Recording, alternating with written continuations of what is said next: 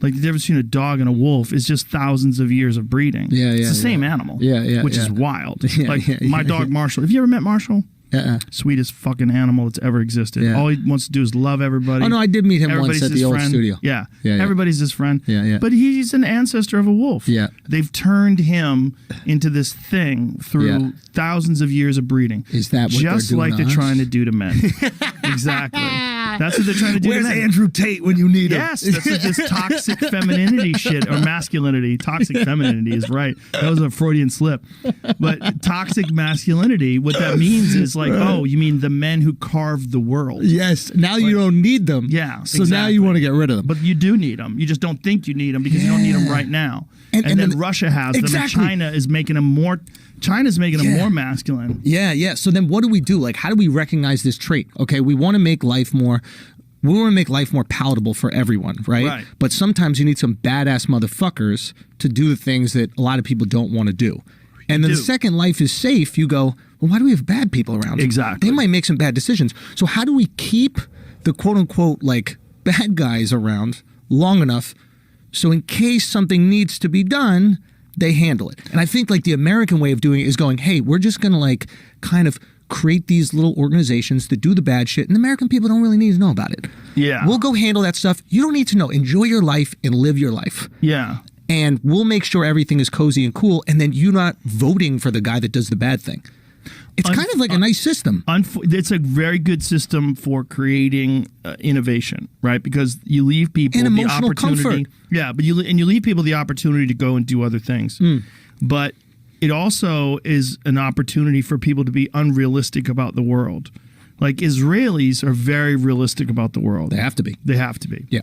And they also have mandatory military service. Yes. And there's a lot of people that have said that if America had mandatory military service, you'd have a lot more patriotism, a lot more people who understand like the role that the American military plays in the world. Yeah. And that, you know, the American military has done some fucking terrible things. Skin in the game. Every single military organization that has ever existed in history. That had the power to. Yes. That's the thing. Like, if you don't have power, you can't say what you would or wouldn't do with that power.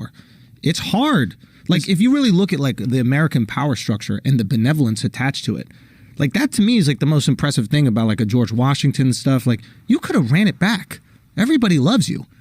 You could just continue to be the new king, if you will. Right, like Putin has done in Russia. Yeah. And he's supported.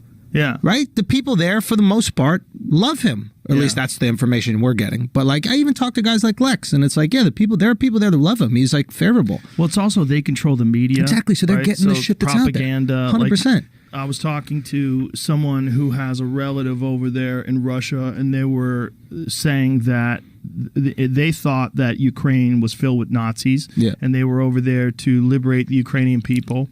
And so the propaganda is that Ukraine has been run by Nazis. Yo, liberation is a great excuse for invasion, bro. Oh, yeah. It's a great excuse. It's benevolent. Yeah, I mean, you want to be the good guy. It's literally what they did to go into Iraq in the First War. Yeah, or every time when they invaded Kuwait. Like, oh, we have to save those Kuwaitis. Like, those why? poor Kuwaitis. People in America don't know what the fuck Kuwait is, can't spell Kuwait. Doing? Yeah. But I wonder if... and like I've joked around about this, but I wonder if like life gets to a certain point of inconvenience where you start being okay with dark tactics being taken to return you to convenience. Oh, for sure.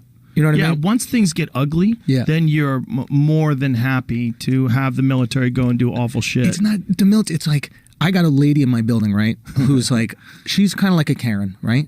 And Joe, I love her because she does the shit I want her to do. She's the Antifa you're building. Yeah, but like somebody's somebody's fucking loud. Somebody's having a crazy party.